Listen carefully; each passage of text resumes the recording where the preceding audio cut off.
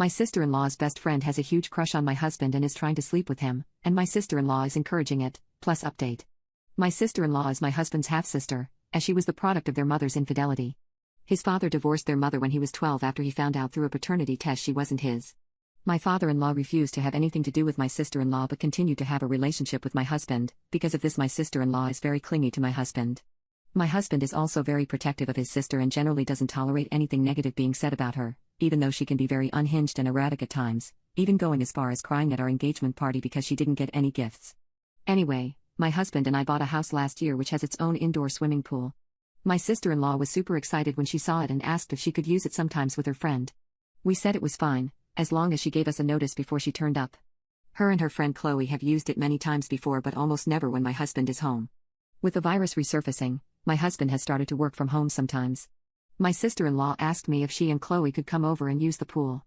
I told her I was uncomfortable with them coming over as I'm pregnant, but my sister-in-law then asked if she and Chloe were isolated for 2 weeks would they be able to come over, and my husband said it was fine. 2 weeks later they turned up to my house. My husband was in his office, so they went straight to the pool after making small talk. My husband ended up coming out after an hour and we're hanging out in the kitchen. My sister-in-law walks in to get a drink and she starts talking to my husband. Before she goes back to the pool, she says Chloe's going to be so happy to see you. It was weird because my husband and Chloe aren't close.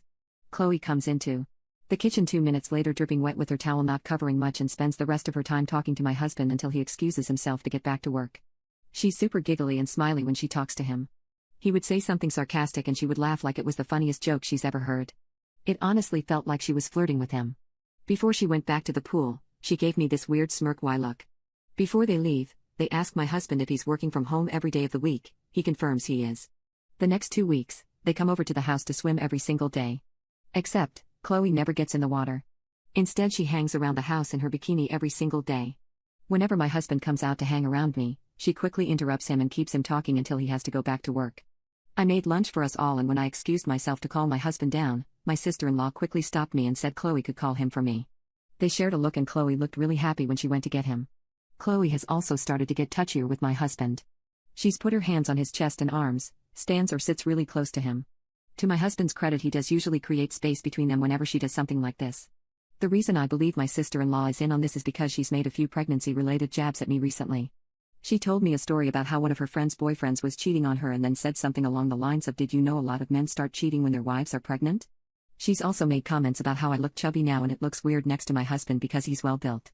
If she spots my husband out of the office, she quickly goes to inform Chloe. Update: I was thinking of how I was going to bring up the issue. Turns out, I didn't have to. We were watching a movie and my phone lit up with another text from my sister-in-law telling me she was now going to be here at 1 p.m. the next day to swim with Chloe. My husband saw it and told me to tell her not to come. This is really weird behavior for my husband because he tends to do anything to accommodate my sister-in-law and very rarely refuses her anything. I asked him if something had happened and he shrugged it off and we kept watching the movie. A few minutes later he paused the movie and said he wanted to ask me a question. He asked if I'd noticed Chloe never swam when she came to our house. I wish I could say I was calm and collected. I ended up laughing hysterically. I was honestly just so relieved he'd brought it up instead of me having to be the one to do it. I think my husband thought I was losing my mind. When I finally stopped laughing, he repeated the question and said he wanted a serious answer. I said, "Of course I've noticed," and he awkwardly replied, "So you must have noticed the other thing too." To summarize the conversation that followed, my husband hadn't noticed Chloe was flirting with him the first few days because he was so busy with work, he wasn't really paying attention to anything else. He said when she started getting handsy is when he suddenly had the light bulb moment that she was into him.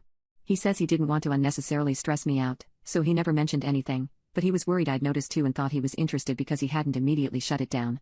He did privately speak to Chloe and told her he was happily married and wasn't interested in starting anything with anyone else. Apparently, she never took him seriously because she kept doing it.